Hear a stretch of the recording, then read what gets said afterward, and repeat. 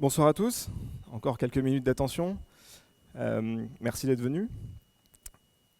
Moi, je voudrais évoquer avec vous un retour d'expérience sur quelque chose dont on parle assez peu en conférence, c'est les équipes d'astreinte. Euh, on sait tous ce que c'est qu'une équipe d'astreinte, hein, c'est les gens qu'on réveille la nuit quand il y a un problème sur un système de production.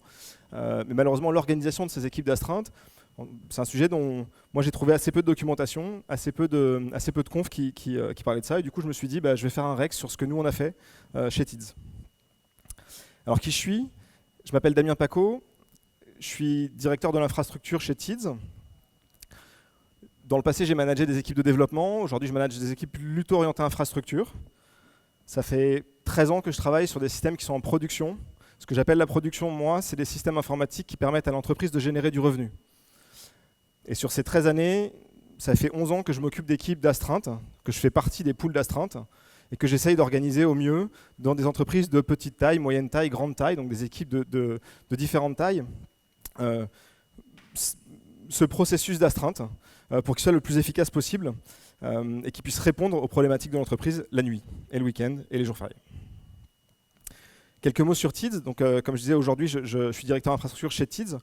TIDS est une plateforme média globale, c'est-à-dire qu'on met en relation des gens qui ont du contenu à monétiser, donc des publishers, par exemple le site de l'équipe, le site de 20 minutes, avec des gens qui ont du contenu à diffuser, par exemple Chanel, Vuitton, qui ont des spots de pub à diffuser. On les met en relation et on permet donc de monétiser le contenu qui a été créé.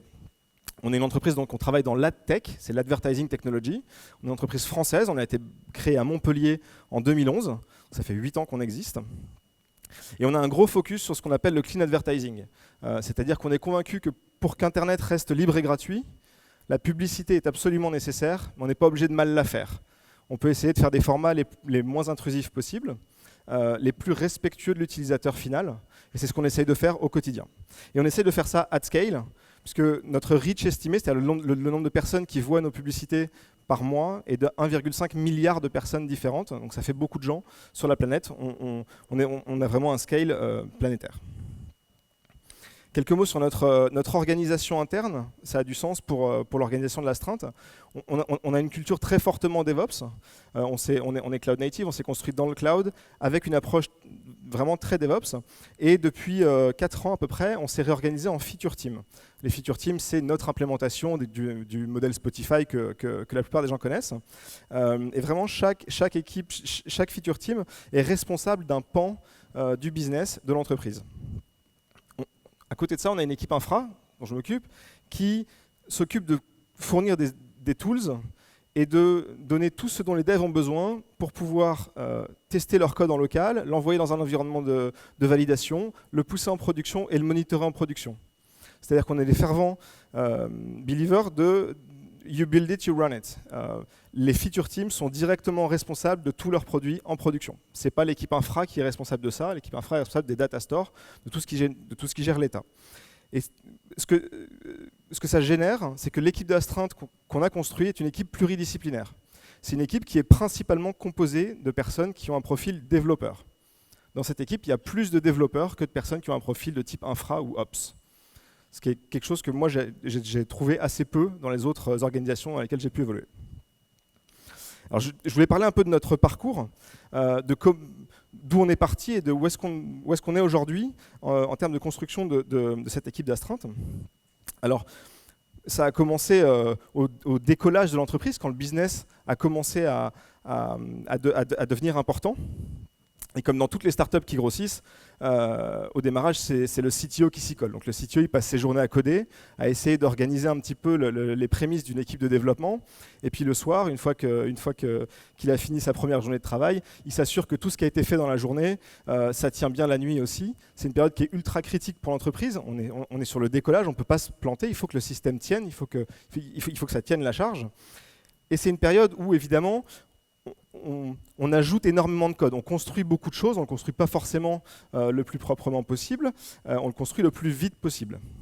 Et donc ça génère une fréquence d'incidents qui est très élevée, et on se retrouve avec quelqu'un qui va travailler 90-100 heures par semaine, entre la journée et la nuit, les week-ends, le jour férié. Donc c'est absolument épuisant, et rapidement naît le besoin de trouver des relais. Et donc c'est à ce moment-là qu'on constitue une équipe astreinte. En tout cas, c'est ça que nous, on a fait. On a constitué une équipe d'astreinte en rajoutant 2 personnes. Et à partir du moment où c'est plus un cadre dirigeant, c'est plus un membre fondateur de l'entreprise qui est seul à travailler la nuit, alors on a besoin de commencer l'encadrement légal.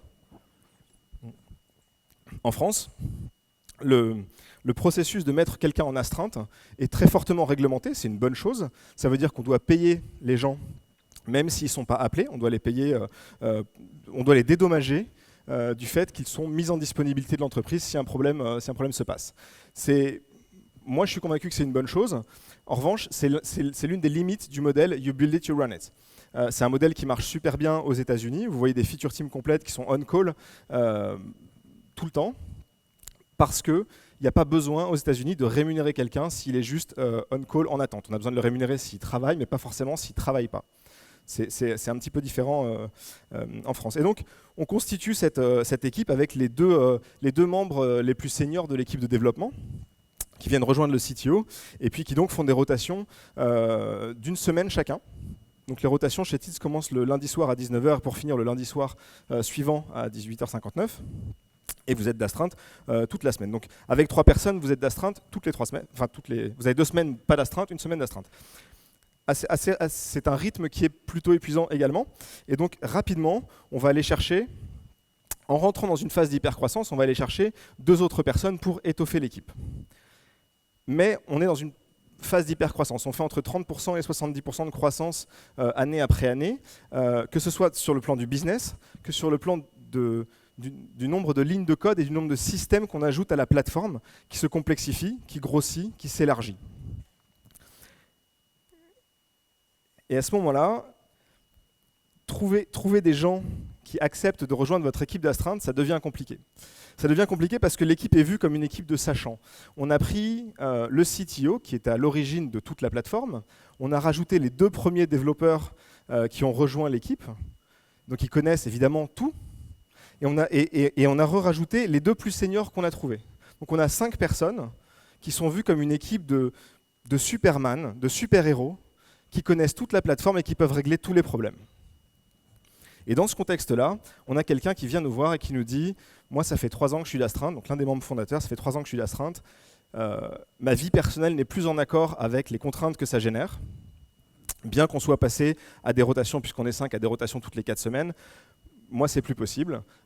J'ai besoin de lever le pied là-dessus. » Et donc, évidemment, l'astreinte, c'est un processus qui doit être volontaire. Donc on entend ce que cette personne nous dit et on va chercher à le remplacer. Et là, on se retrouve face à une complexité extrêmement forte de remplacer un membre de l'équipe d'astreinte qui s'en va. On essaye de recruter en interne et ce que les gens nous répondent, c'est « mais moi, je ne sais pas faire, j'ai peur de ne pas savoir faire. Je vais être réveillé la nuit à 3h du matin par le robot et je vais me retrouver face à un problème que je ne connais pas, j'y arriverai pas. » Et donc, on est face à un problème, et en tant que bons ingénieurs, on aime beaucoup les problèmes, et on va essayer de trouver des solutions. C'est un petit peu notre métier, de trouver des solutions à des problèmes. Donc on commence par le prisme, ok, les gens ne connaissent pas tous les systèmes de la plateforme, alors on va regarder du côté de la documentation. On a une start-up, on a été vite, la documentation, elle est, vous l'imaginez, assez légère.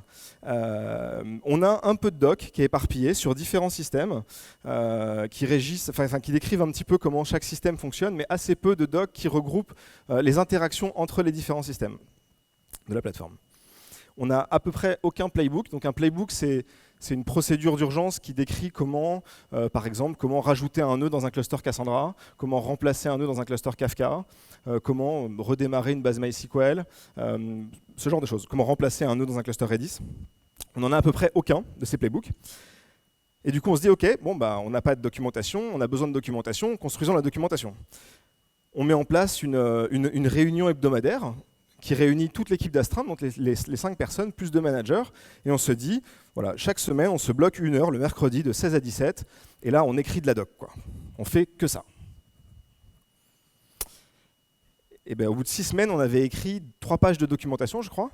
C'est-à-dire que c'était la première réunion qui sautait dès qu'on avait n'importe quoi d'autre à faire. Un problème de production, un rendez-vous chez le médecin, Bruno m'a demandé de faire un truc. Voilà. On se retrouvait, au lieu d'être 7 dans cette réunion, on était systématiquement entre 1 et 2. Et au bout de 6 semaines, on a fait un constat d'échec. On s'est dit, bon, ça sert à rien. Arrêtons de chercher à fonctionner de cette manière-là et retournons le problème. Changeons de paradigme complètement.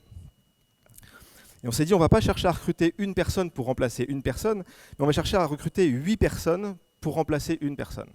Et donc, on ne va pas faire une équipe de 5 personnes, mais on va faire une équipe de 12 personnes. Et ce qu'on va faire, c'est qu'on va mettre les gens d'astreinte en paire. On va les mettre d'astreinte en même temps, pendant la nuit, le week-end et les jours fériés. On va en mettre 2 au lieu d'en mettre un seul. Et pourquoi on fait ça? On fait ça pour que la responsabilité face à l'erreur soit partagée. Le stress, vous êtes réveillé à 3h30 du matin, il y a un broker Kafka qui ne marche pas. Si vous n'avez pas trop mis les mains dans Kafka, la petite goutte de sueur, elle descend vite, quoi. Mais partager ça avec un autre humain, c'est pas mal. Ça fait vraiment du bien. Et on a choisi très très tôt de ne pas avoir de niveau d'escalade. C'est-à-dire que les 2 personnes qui font partie de l'équipe astreinte sont réveillées exactement au même moment par, alors on utilise PagerDuty, mais ça pourrait être n'importe quel système d'alerting, ils sont réveillés exactement en même temps. C'est le même schedule, quoi. La raison de ça, c'est que donc, dans un concept d'escalade, vous avez le niveau 1 qui est appelé, donc on réveille une première personne, cette personne se lève, transpire, se dit « oh là là, je ne connais pas, faut que j'appelle le niveau 2 ». Et là, il faut que cette personne-là prenne la décision de réveiller son collègue.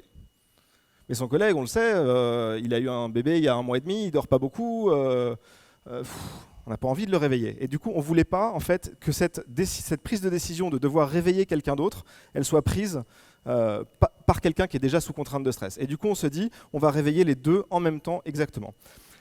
Et une fois qu'on a fait ça, on a dit aux gens, on vous fait confiance.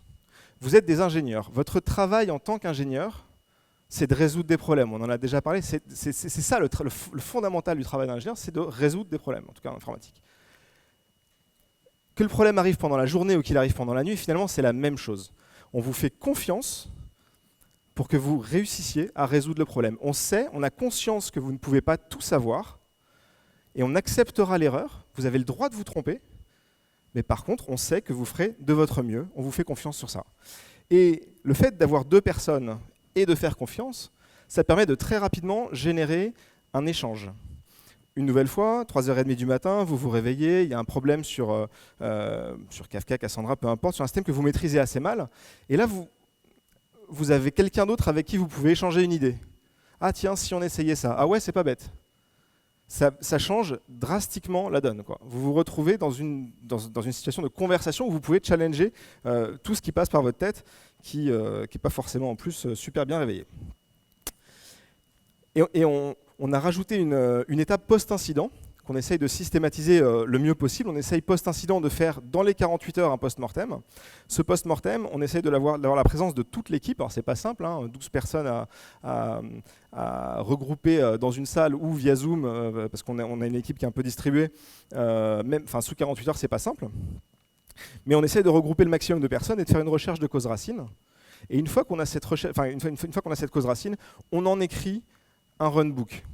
Un runbook, c'est on a eu cette alerte-là, voici la raison pour laquelle cette alerte a été levée, voici ce qui a été fait pour mitiguer le problème, voici ce qui a été fait dans un second temps pour régler le problème. Et on essaye comme ça, en fait, de construire la documentation qu'on n'a pas réussi à construire en mettant les gens dans une salle et en leur disant « écrivez de la doc ». On finit par réussir à le faire incident après incident. On accepte que voilà, on n'a pas une couverture de doc complète, mais c'est pas grave parce qu'on a des gens qui sont des ingénieurs et qui vont réussir à trouver la réponse au problème. Alors si je dois faire un état des lieux, ça fait à peu près 18 mois, 2 ans, enfin, entre 18 mois et 2 ans qu'on a mis en place cette nouvelle organisation. Aujourd'hui, on a une équipe donc, de 11 personnes. On a un turnover qui est assez récent. Il y a plusieurs personnes cette année qui ont quitté l'astreinte, puis d'autres qui ont rejoint l'équipe. C'est quelque chose qui était assez peu arrivé depuis la création de l'équipe et qui nous a poussé à créer un processus d'onboarding. Pourquoi un processus d'onboarding? Parce que malgré tout, on a beau être deux avec des sets de compétences mutuellement exclusifs au maximum, on a quand même besoin que chacun des membres de l'équipe astreinte ait je dirais un tronc commun de connaissances sur les différents systèmes, les espèces de grands macro-systèmes qui composent notre plateforme, comment ils s'interagissent un peu entre eux. Et donc on a construit cet onboarding qui n'est pas très long, qui dure quelques heures, mais où on va onboarder les nouveaux arrivants dans l'équipe sur les différents systèmes les plus importants de notre production. En termes de KPI, c'est important de savoir de quoi on parle. On a à peu près 4 incidents par mois. Ça veut dire qu'on réveille à peu près 4 fois les gens tous les mois. C'est beaucoup et pas beaucoup. C'est évidemment trop. Dès qu'on réveille quelqu'un la nuit, en fait, on a perdu.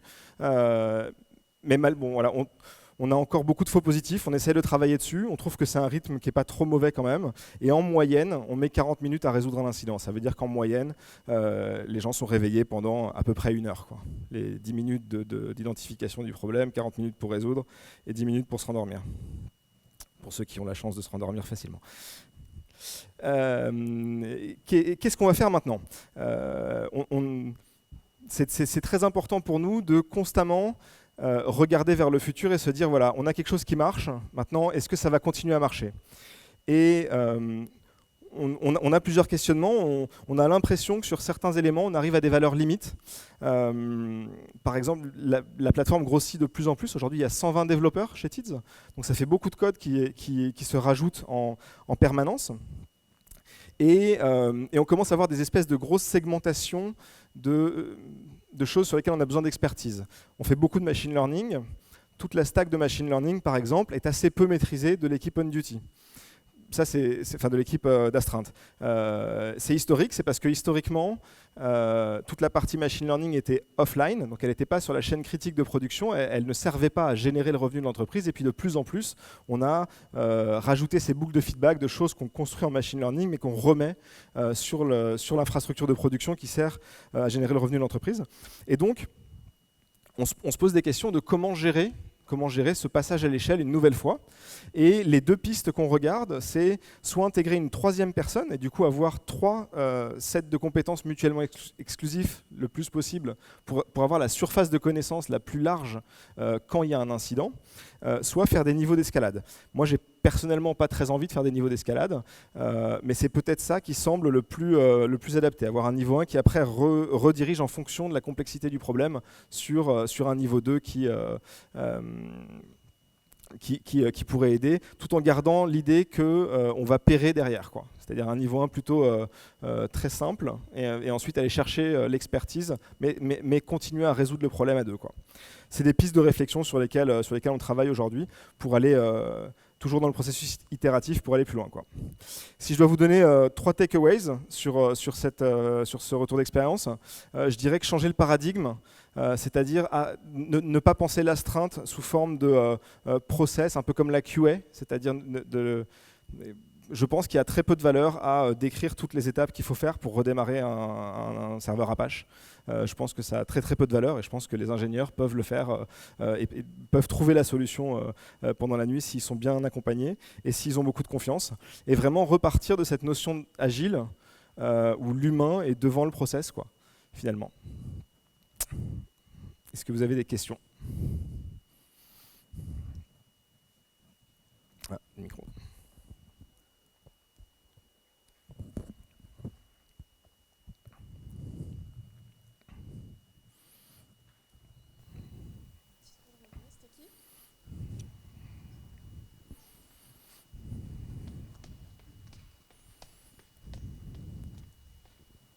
Je suppose que vous avez peut-être dû y penser de répartir des équipes tout autour du monde pour réduire. Bon, je suppose que ce n'était pas forcément une solution vu que vous n'en avez pas parlé.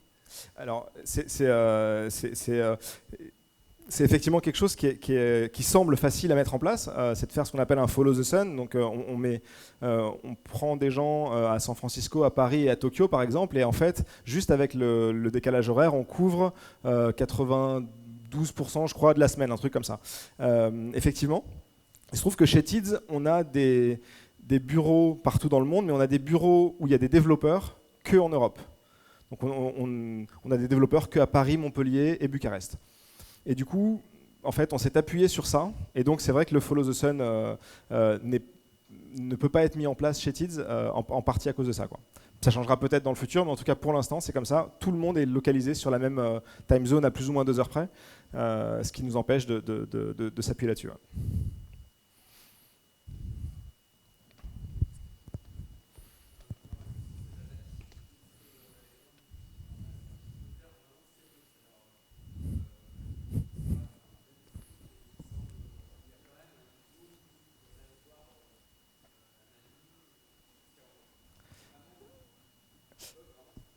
Donc la question c'est est-ce que l'équipe d'Astreinte a à peu près tous les droits sur la plateforme et effectivement, l'un des principes de cette équipe, c'est qu'on part du principe que les gens sont responsables et on va leur donner des accès très importants, des accès très privilégiés sur à peu près toute la plateforme, parce que comme on ne sait pas ce qui va arriver, on connaît, on est dans l'inconnu hein, par définition sur un incident, les besoins d'accès sont extrêmement larges.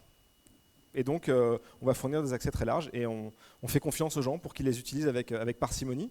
Et alors, c'est pas arrivé depuis longtemps, mais par exemple, il y a 3 ans et demi, je crois, l'équipe d'Astreinte a dû couper le trafic entrant. Le trafic entrant, c'est le trafic qui génère du revenu pour l'entreprise. Hein. Donc, ils étaient dans une situation où ils ont dû prendre cette décision-là. C'était avant qu'ils soient 2. Donc, il y a quelqu'un tout seul à 3 heures du mat qui s'est dit « je vais arrêter le pipe de dollars de l'entreprise ». Voilà. Moi, je veux pas jamais être dans cette situation-là, jamais, ever, s'il vous plaît. Si on peut repousser cette décision le plus possible et qu'on peut la prendre à 2, moi je prends. Bonsoir. Bonsoir. Moi, j'avais juste une question sur la nature des dédommagements. Vous l'avez brièvement évoqué. Bon, après, c'est peut-être dans le secret RH. Mais... On n'est pas public sur les dédommagements. Je peux dire que ça représente à peu près plusieurs centaines d'euros par semaine s'il n'y a pas d'incident. Et s'il y a un incident, la durée d'incident est payée selon le salaire de la personne qui intervient.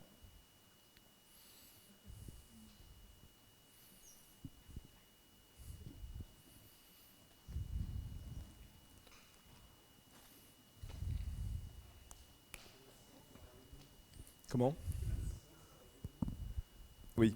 Bonsoir, merci pour le talk déjà. Et ma question est, au niveau de complexité auquel vous êtes arrivé, comment vous faites pour intégrer les gens justement dans cette équipe ?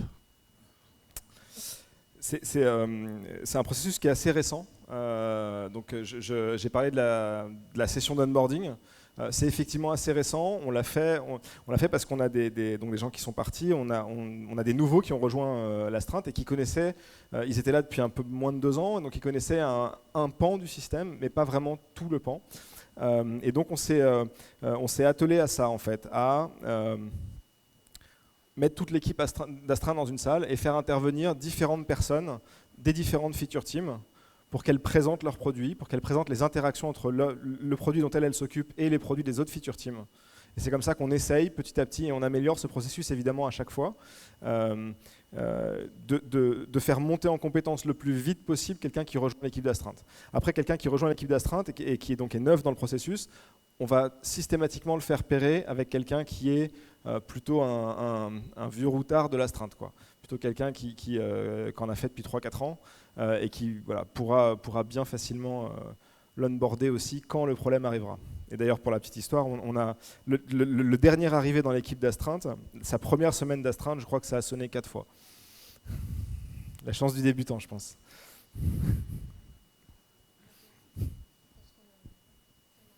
C'est bon ? Ok, merci beaucoup. N'hésitez pas, un petit feedback, ça fait toujours plaisir, c'est toujours appréciable.